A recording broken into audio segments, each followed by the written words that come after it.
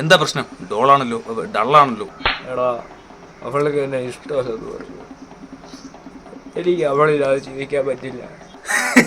ഞാൻ എൻ്റെ കാര്യം പറയട്ടെ, ഒരു ഗേളിന് നീ ഒരു കോടീശ്വരനാണെങ്കിൽ നിന്നെ ലക്ഷപ്രഭുവാക്കാൻ പറ്റും. കറക്റ്റ്.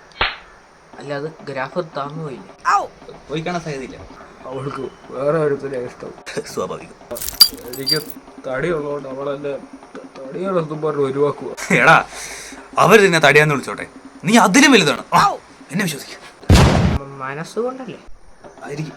ഒന്നുമില്ല, അവളെന്നെ പബ്ലിക്കായിട്ട് തടിയാന്ന് വിളിച്ചു. ഇത്തിരി റെസ്പെക്റ്റ് എങ്കിലും. എടാ, നീ മറ്റുള്ളവരോട് റെസ്പെക്റ്റ് തരാമെന്ന് ചോദിച്ചു പോകരുത്, കാരണം നീ അത് അർഹിക്കുന്നില്ല. അല്ല, നീ കിട്ടുമായിരിക്കും എപ്പോഴും. അവളെ എനിക്ക് തിരിച്ചു കിട്ടാൻ എന്താ വഴി? അവളുടെ വീട്ടിലോട്ടുള്ള വഴി എനിക്കറിയില്ല. Funny funny funny.